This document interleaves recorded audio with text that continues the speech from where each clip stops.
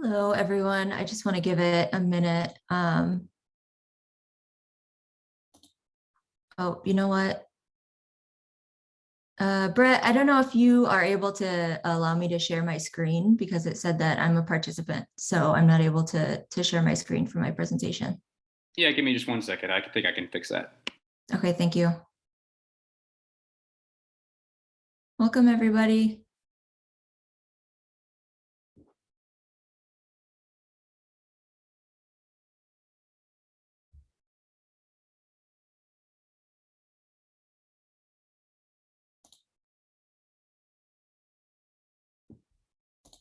Okay, it's not letting me change you here. I think if you were to go back to the main room and have Alexis change it, you should be good to come back in and be able to share.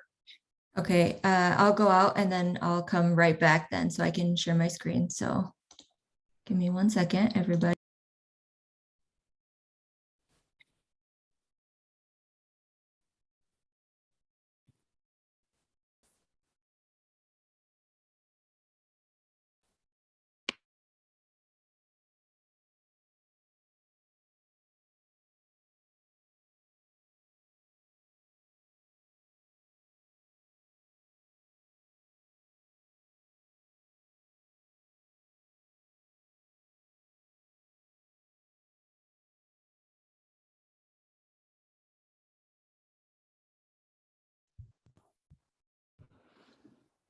Okay, I am back. Yay, and I'm a co-host. Okay, so welcome everybody. I'm Heather Storm from Physician Assistant Education Association. Let me go ahead and share my screen here. Okay.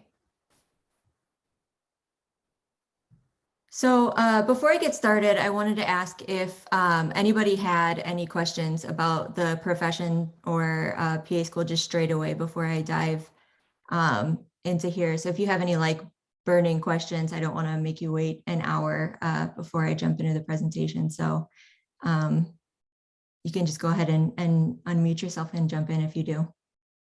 I have one.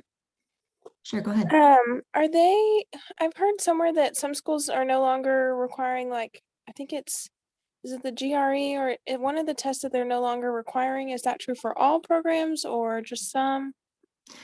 So the entrance exams in general, like GRE, and now there's a new exam called the PA-CAT. I would say that it's kind of the trend that you're seeing in general, like with even with undergrad, with like SATs and ACTs and things like that, how I think there's a bigger movement to move away from entrance exams because of access and equity and things like that. It's an individual, like program by program decision, and like we have over 282 PA programs, so you're gonna find a lot of like variation in that decision. But yes, I would say that we are seeing a slow trend towards a more holistic approach in reviewing applicants, and part of that is moving away from entrance exams like GRE. Would that mean that it's more focused on like GPA, or I'm sure you'll go into that. I'm not trying to get ahead of you. No, you're okay.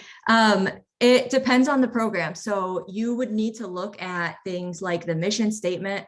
You would need to review things like the program's website. So I would say if a program is getting rid of something like the GRE because they are trying to look at a student more holistically, then I would also hope that they're not focusing a lot on GPA. They're looking at a well-rounded applicant. So they're looking more at the applicant's past experiences and unique characteristics of the applicant that they would bring to the program itself. And things like GPA and things like GRE scores don't necessarily tell those things in a good way. So they might have experiences weighted more, or they might have like work experiences or letter of recommendation or things like that weighted a little more heavily than GRE or GPA. But again, that's a program by program decision. So you'll need to check that individually with each program and I'd say mission, like the mission, vision, values is a good place to look for that information for a program. I had a Is few it- questions. Yeah, go ahead. The first one is, as far as like a science GPA goes, what classes are like under that versus like your cumulative GPA? So the science courses could still go under the cumulative GPA. It's just some programs pull out specifically the science courses and look at that as well. So cumulative is just everything. The science GPAs might be like biology, might be chemistry, might be anatomy, physiology, like those specific courses. That might depend again, like on the programs. A really good place to look at that is the CASPA Applicant Help Center. If you actually go into the CASPA Applicant Help Center, there's a big search bar and you can actually look at like GPA calculation. There's literally like a giant list of like classes and where they're categorized based on like the types of classes and the names of the courses and all of those things, like course subject names and all of that. So I would say that's really helpful and that's a really good place to look. And then as far as like tracking like shadowing hours, what's like the best way to like track them professionally, I guess? Yeah, that's a really good question. It's whatever way makes sense to you. I appreciate the like professionally edition. Programs have so there's no streamlined way to validate your experience hours. So some programs might not ask you to validate them at all. Some programs don't even really require experience hours. And then like some require a lot of experience hours. So what I usually recommend is for students to track them in a way that's easy for you to keep track of all the information, the amount of time that you're shadowing, the location, all the information of the person you're shadowing, and obviously their contact information for you to be able to like validate all of that information later. And then having some place, whether it's digital, whether it's a notebook or a spreadsheet or whatever, where you can go back to that easily, because you'll log that in the CASPA application like yourself, like within the 4 quadrants. And then usually in quadrant 4, which is like the program material section, that's where a program might request you to put your hours into like a document that they might have, and get that verification from those you were shadowing, like the clinicians that you were shadowing or at the location. And each program you apply to might have a different form, or it might look a little different. So having your own, tracking system that makes sense for you will be like a good way to make that much easier for you, basically. Thank you. Mm-hmm. Okay, I'm going to go ahead and get started. So here, let's see. So I have a lot of stuff here. Hopefully, it seems like you guys are all pretty savvy to the profession. So I won't cover a lot of, the basic profession information, but just in case there's anybody who is here just because they're interested, but they're not quite sure about the, merits of the profession. PAs, fill a lot of gaps in medicine. They practice under and with licensed physicians. So PAs can't practice fully autonomously, like they don't have full practice authority by themselves. But just because they practice with a physician doesn't mean that they are practicing with a physician, overseeing every single procedure that they do. That relationship can look different depending on the location, the practice setting, who it is that they're practicing with, or what that team looks like. Some PAs never see their supervising physician because that physician is going between many locations, and some practice really collaboratively with their supervising physician. So it just depends. I actually did a presentation earlier today, and the person asked me what is a 30,000 view of what a PA does and who a PA treats. And basically the answer is PAs do everything and they treat everybody. So anywhere you would find a physician, you find a PA.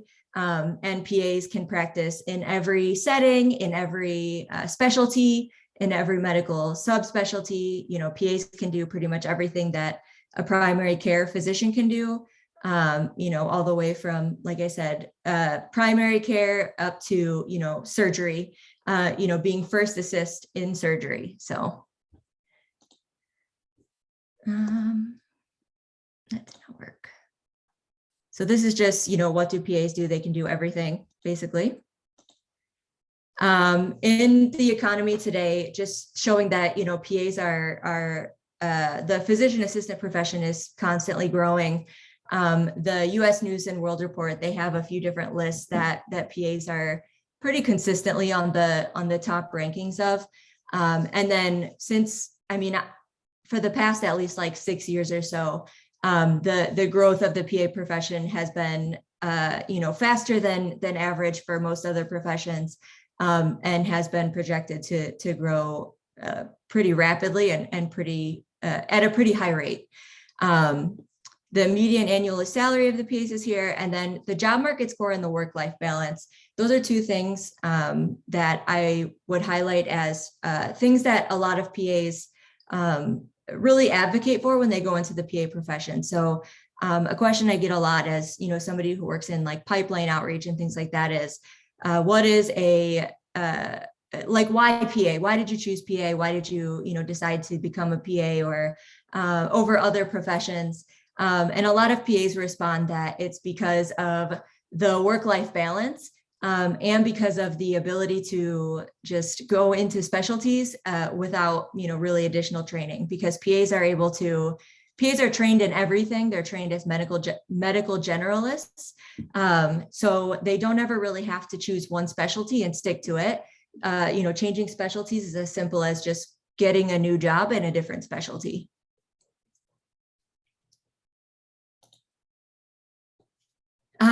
So based on the reports that have come out in the last year on from AAPA, which is the professional association, where the membership is actual practicing PAs.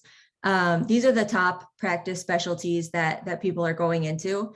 I was a little surprised to see family medicine, but the ones that we typically see are surgery, are emergency medicine, urgent care, internal medicine, things like that, because they usually are a little more fast paced. You get to treat a wide range of different, or you see a lot of different medical issues and procedures and patients. And they're also usually a little bit higher paying, but those types of things also depend on setting and who you're practicing with and things like that. Does And then that emergency, sorry. No, go ahead. Does that emergency medicine kind of include like intensive care units? I don't know, actually. I think it's just, I think that intensive care would be actual hospital medicine. I think emergency medicine is just what's coming straight into the emergency room, like triaging it and treating patients just straight in the emergency room. And then income by specialty, again, this kind of makes sense based on, you know, emergency medicine, surgical subspecialties, and then no medical specialty. This goes to what I was saying about, you know, PAs being able to just switch specialties without any issues. So I'm thinking this is, you know, multiple specialties, not somebody not working in just one, but actually working in multiple. Top practice settings, hospitals, private practices. Rural health is usually a lower one, community-based health centers. This is a practice setting that's usually less favorable. I would say that not less favorable, but just less frequented. And also a place, same with primary care, where there's larger gaps in healthcare and in where there are clinicians. And those are also a lot of areas that I would keep in mind are where there's a a larger need for clinicians. So, when you go to PA school and you graduate and you're looking for a position where maybe you're interested in something like a loan repayment program or tuition reimbursement program or something, consider going into primary care in a rural area, because there's a good chance that because they need providers, that you might be able to find a tuition reimbursement program. You might not get as high of a salary as you might get for a more urban area working in emergency medicine, but you might get your loans paid off faster if you go into primary care. A few big issues that are happening in the PA sphere right now, the title change, so going from physician assistant to physician associate. A large question that I get right now, or a common question is, especially from students and advisors, is should I start using physician associate on my CASPA application? So AAPA has voted to change the name. So technically the vote's been made. We've made the decision to change the name. That doesn't mean that the name has changed. Right now, all of the legislature, all the licensing, all the state laws, all of that is under physician assistant. Because of that, we can't just start changing the name to physician associate, because physician associates aren't written into the laws. So while physician assistants are covered, physician associates are not. The process for making all of that legislature change will probably take at least 5 years. So I would say for now and for the next several years until until there's a broader messaging that you should do differently, continue to use physician assistant. Because most likely when you graduate, you will still be licensed as a physician assistant. I had the question before about the entrance exams. So yes, this is a decision on a school by school basis, but again, like I said, we're seeing a slow but sure move away, bit by bit. We talked about I mentioned the PA CAT. I think it's a bit confusing because we are PAEA and this exam is called PA CAT, but this isn't a PAEA affiliated exam. So if you are curious about what schools are requiring the PA CAT or how to get a study exam or finding out more about it, you can actually look up the PA CAT on the Exam Master website, and you'll be able to find out more there because it's their exam. The standardized prerequisite issue, this is just a common question I get because prerequisites are all over the map a little bit. We are working on this. What we have sort of gathered is the prerequisites aren't really different from program to program to program. They're just named slightly different from program to program to program, so it looks like they're all different. So we're working on getting some standard naming systems so that it doesn't seem so different and kind of arduous for our students and for our advisors who are advising our students. And once we're able to do that, we'll put out some resources to sort of help students see the core actual science prerequisites and non-science prerequisites that a majority of the schools are requiring, and then also maybe some of the outliers that exist as well. This is just kind of a map of the PA programs all over the country. This one is a little old. It's from 2020. I think at this time we maybe had about 260 programs, and right now we have 282 accredited programs. But I think what's important to see here is the dark green areas are places where there is a large, saturation of PA programs, and the places that are gray, like poor Wyoming here, are kind of void of PA programs at all. This is really important for you as you look into applying to PA schools. I know that it's important to apply where you're going to find community and find belonging. You want to make sure you're close to a support system. So I know maybe you want to stay close to home, but a lot of schools are in, the West Coast. A lot of schools are in the East Coast. There's a lot of a large saturation of programs. There's also a large, quantity of people and applicants in those areas. So, you might want to consider looking at places where there are maybe either fewer PA programs or, less people and where you might have like a higher chance of getting in. So again, places like the Midwest and more rural areas that, are I don't want to say less cool, but, that you're going to see like less saturation of applicants. It might give you a better chance of getting in, but you might have to go a little bit further from maybe your family support system or something like that.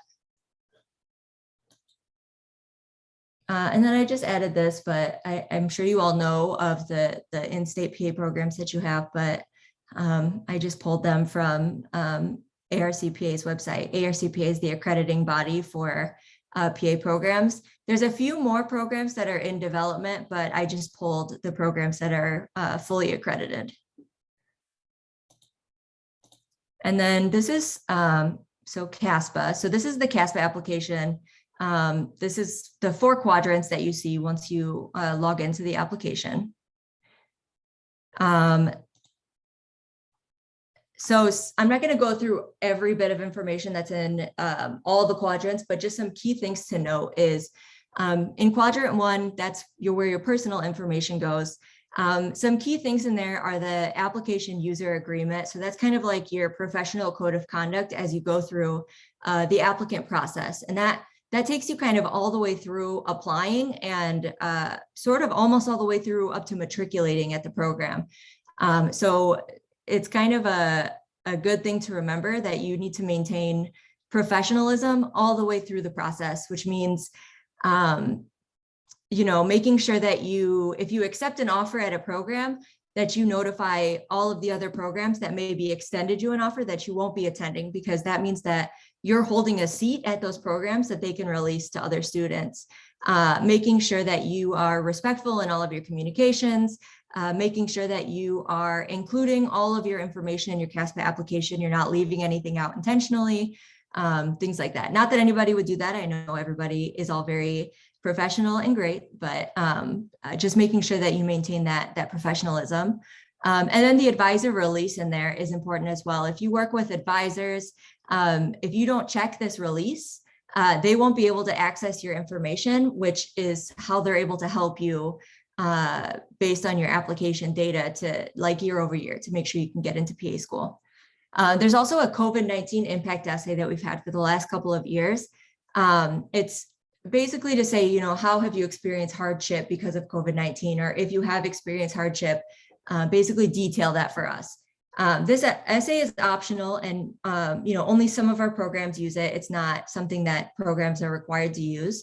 But we do discourage applicants from using it if they haven't experienced hardship during COVID-19. So this isn't an essay that we advocate for students to use, just kind of as like a fluff essay. Like if you haven't experienced hardship, it's not going to count against you to leave this essay blank, which I have heard that some students are worried like, oh, well, I'm going to experience bias because I haven't experienced hardship. And, we don't want you to just put an essay in here about how you didn't experience hardship, but you turned COVID into a positive for yourself, even though you didn't experience hardship.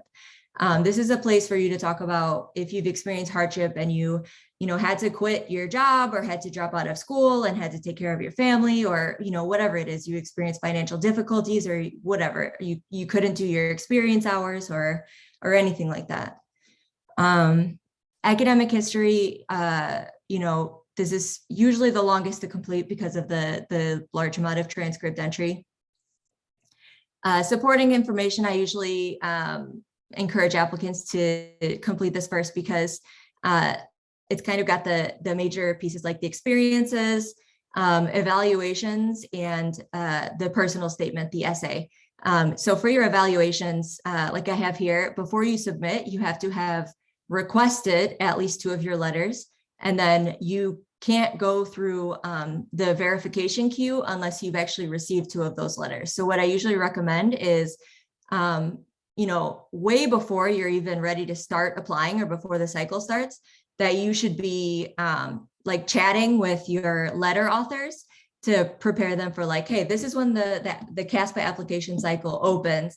This is when I plan to apply. So this is when you'll be receiving my request for my letter. this is when I plan to submit. So I need you to turn in your letter information or whatever by this date, because you need to be like prepping them as well and giving them some lead time. Audrey, go ahead. So I just have kind of a silly general question. When I log into the CASPA website, I plan to apply this upcoming cycle, which I think opens like late April. Yeah. I'm not sure. And so like, do the programs that you're looking for, do they not even appear on the website until they're open in April? Because like when I look it up Yeah. now, I'm getting notifications like South College, their application ends in, a week. And I'm like, that can't be true. That has to be this past cycle. It's just a little confusing. I wasn't sure about that. Yeah, we're currently in a cycle right now. So right now we're in the 21-22 application cycle. And that won't close until April 1st.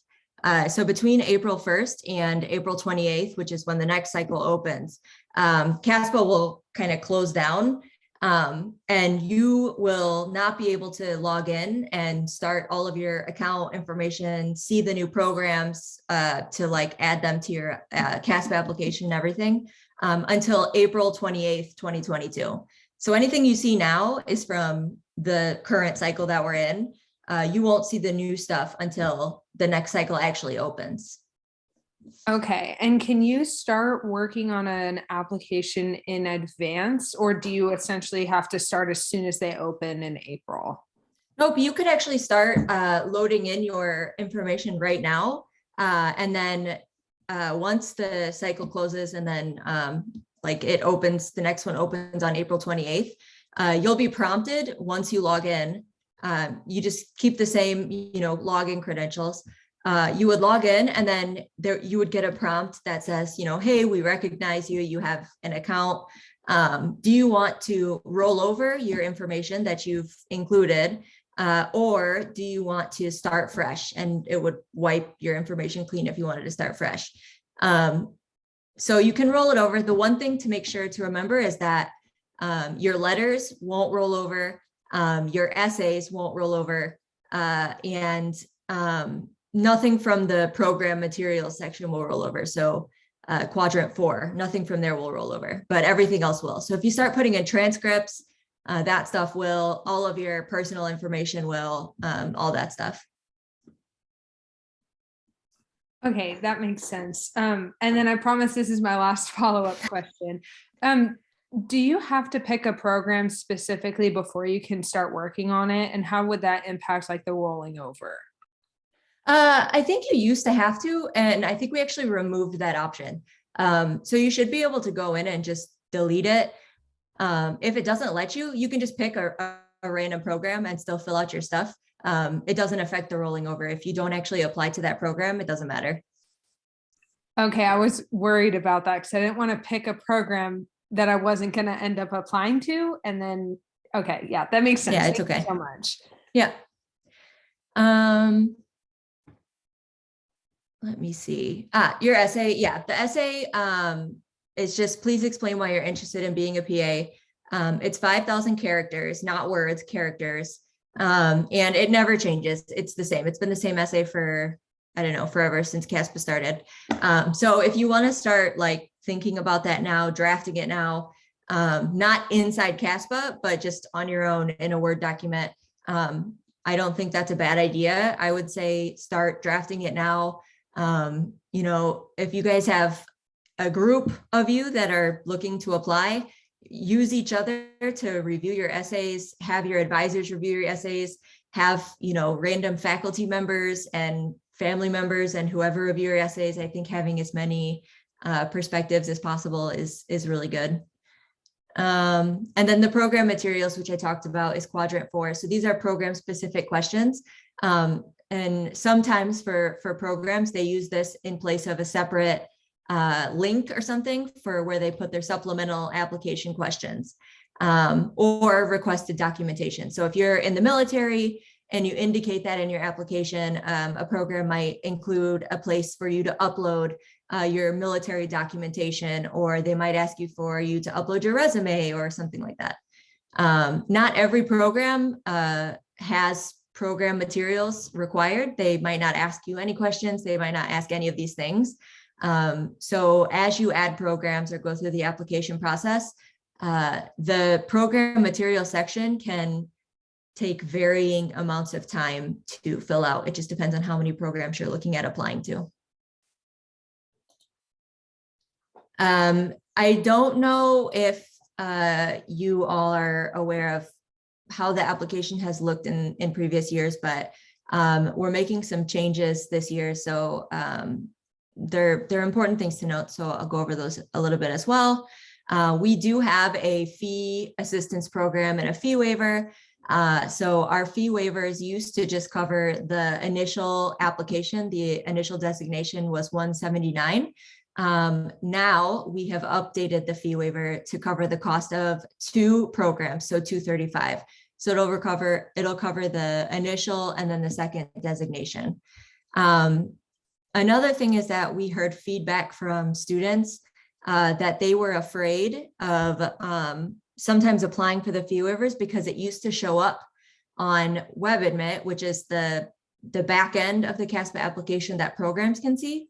Programs used to be able to see if the applicant received the fee waiver. Ideally, it was so programs could then offer additional assistance to the applicant. But we heard from applicants that they were afraid programs being able to see this information could cause bias or hinder their admissions chances. So we removed that visibility in WebAdmit so that programs won't be able to see that. It's up to the applicant to disclose that information. We now have coupon codes in the application. So a program is now able to basically create a coupon for a certain amount and give out those codes to applicants. The only thing to remember, the few things to remember with those is that they will have an expiration date. They'll have a specific value amount, and the coupon is only good for the program that gave it out. So you can't just use, if Bethel gives you a coupon code, then, sorry about that. I just got a Teams call. If Bethel gives you a coupon code, then you can't use it for like University of Tennessee. You can only use it for specifically that program. We also have secondary fee waivers. So this was always something that programs offered, was secondary fee waivers. It was always something in the past that programs were supposed to put on their websites or on their program pages inside CASPA, but usually programs would sometimes have it where applicants had to specifically ask if the school offered a secondary fee waiver.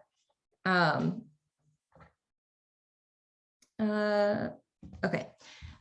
So because of this, we changed the structure for this process so that what you're looking at here is the actual application or the program material section that students would see.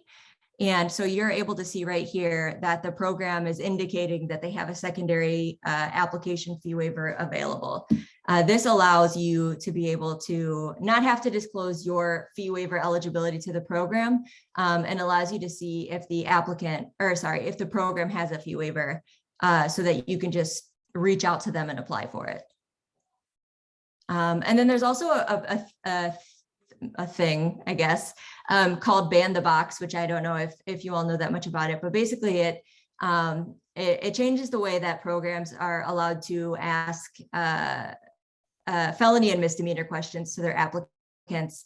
And so these are the states that in the past year or so, we're no longer allowed to ask these questions. And then now there's some newly impacted states. So these questions have been removed from the actual CASPA application. They used to be in the quadrant 1 of the CASPA application, and we've completely pulled them out. So now if you see them, they'll only be in the program material section, and they won't be for certain states, if that makes sense. We also have our PAEA program directory. So this isn't exactly a CASPA enhancement, but more of a PAEA resources enhancement for our students. So the past couple of years, COVID-19 has obviously hindered our ability to collect information, especially admissions information from our programs. It has especially been difficult to get this information from our programs because they have been, under budgeted, and they've been getting so many surveys sent out about all of these things. There's been like a lot of survey fatigue, and we didn't want to kind of contribute to that. So we had to scale back the information that we offered. In the past year, we've tried to build all of that back up again. And this is kind of what that's going to look like. So in the upcoming year, before the CASPA cycle launches, we're going to release our new program directory. And these are some pieces that I tried to screenshot because it's not live yet. It'll be live mid-March.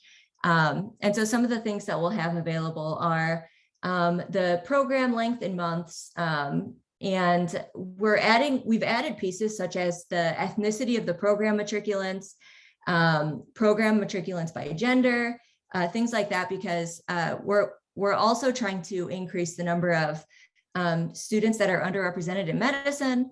And those are big factors for students to be able to find, support and belonging in PA programs. So we wanted those things to be clearly visible about the program's admissions practices. We also have tried to include the required prerequisite courses that schools offer, as well as the breakdown of the different types of hours, the experience hours they require. And we've also tried to include if they've accepted virtual experience hours, since that's something new with COVID that programs have started to accept. We also have on-site interviews. We've been working with our programs to try to be more open to on-site interviews, but also virtual interviews, because obviously that's been a big barrier to access to the programs, because it costs a lot of money to travel, sometimes halfway across the country to a program just to do the interview, when you can just as easily do it virtually. So. And then this wonderful filter section, which makes me very happy, where you can filter by a school's requirement of the GRE, or if they accept international applicants, or if you're a veteran, if they have support specifically for veterans, or if they have online components or distance learning components. And then the mission statement, which is really important as well to making a decision about attending the program. This is the question that had come earlier. The cycle launches the 28th of April, 2022. We have 10 set deadlines that our PA programs have to choose from. So they can choose from any one of these 10 deadlines, but they have to choose from one of these 10 deadlines, so that you won't really see deadlines outside of these dates. The fees for the upcoming cycle, the 22-23 cycle, the initial submission will be $179, and then every designation after that will be $56. Designations are programs that you apply to. So the first program will be $179, and each program after that will be $56. And then we talked about the fee waiver program. So when or if you get a fee waiver, it will cover the cost of the first two programs, which is $235. Just some tips for the cycle. What we see as an average amount is that most applicants typically apply to an average of about 7 schools. So try to cast a wide net if possible. Make sure that you're looking at the mission and vision of the programs, because you want to make sure that you're applying to a program where you're going to have support, where you're going to have community, where you feel like you identify with the student body or the faculty, or the just that the school has what you're looking for, that you're going to feel supported. Make sure that you work with your references, so those evaluation letter writers, as far in advance as possible, and just really prepare them for when they're going to have to submit what and when, and just to make sure that you aren't delayed in your application submission or verification or anything. And then I get a lot of questions about where do I find experience hours? How can I get them? And so these are just some tips to finding experience hours. Try to look for some virtual shadowing. Try to build relationships with just anyone and everyone that you can. Check your alumni office for any healthcare graduates.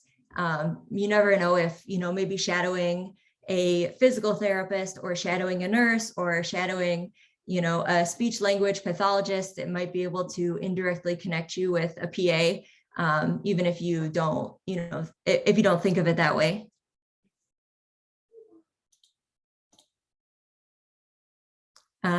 So another question I get is the difference between patient care experience and healthcare experience, because schools usually require both.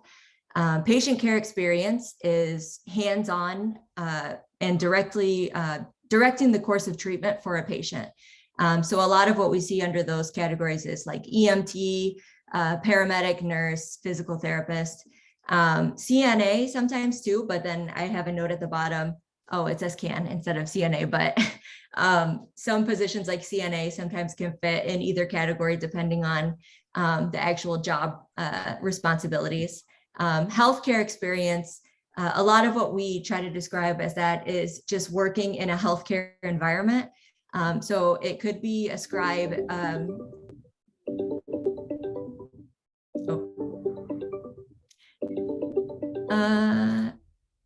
Okay. It could be just delivering patient meals, working as a receptionist, things like that. But those things still count as healthcare experience and are still beneficial. And a lot of programs still look for that. Common mistakes when filling out the CASPA application, just leaving out programs. You need to make sure that you include all colleges and all coursework. Letters of reference. Some students upload committee letters as letters of reference. But what's important to know is that some students try to do it as multiple letters. So you usually need 2 or 3 for a program, and a committee letter, when it gets uploaded, it only counts as 1 letter.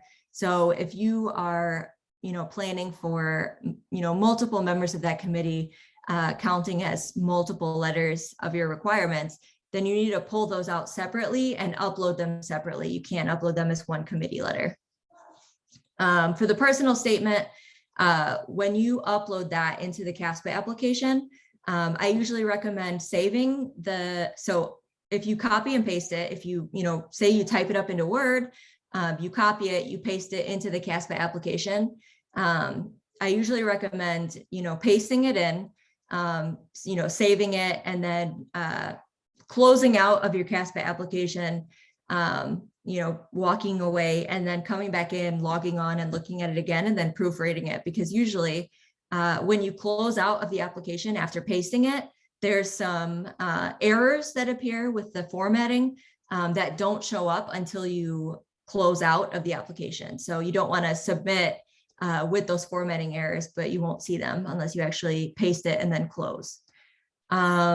Prerequisite matching. When you go through the application, each of those PA programs, they'll have their prerequisites, and you'll match the ones you upload with the ones that they request. You don't need to exceed what they've requested. Some students do this. Don't do it. You don't need to do it.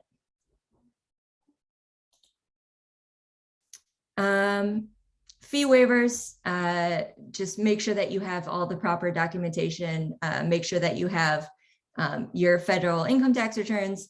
And then once you get the fee waiver, you only have 14 days to use it, basically. So make sure that you are applying for the fee waiver basically once you're ready to submit your application, because like I said, once you're awarded it, you only have 14 days to actually submit. And if you don't, you'll lose it.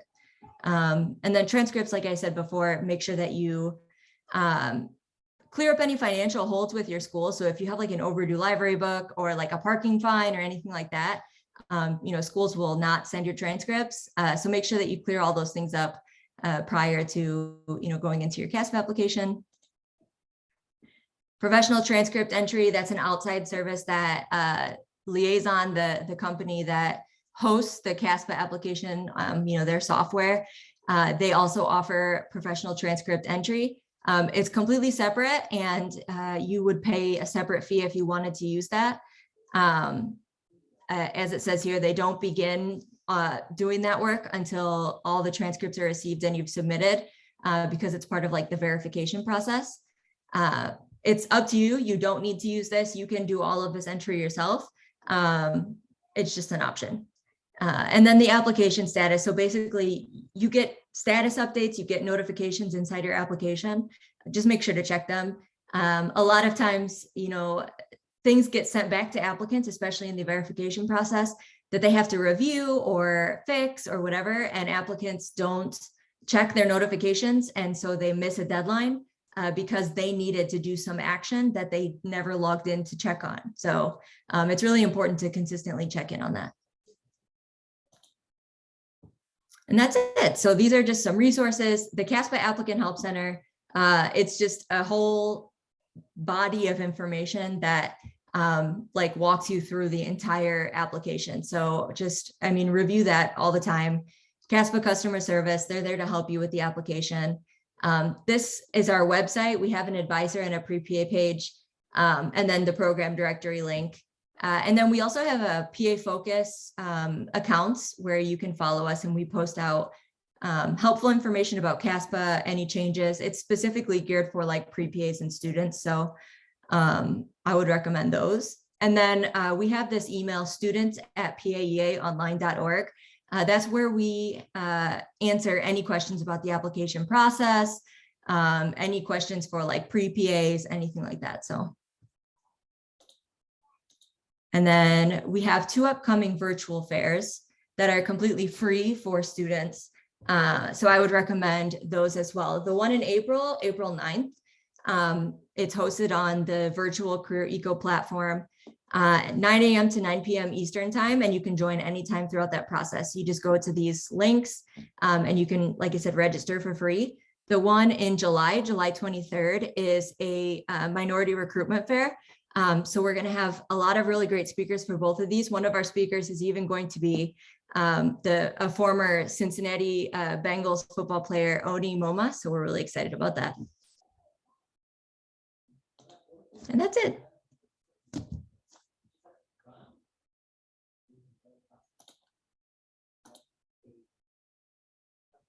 Do you guys have any questions?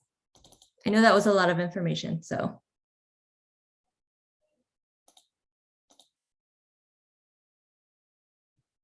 Oh, everybody's muted, so I'm gonna guess no questions.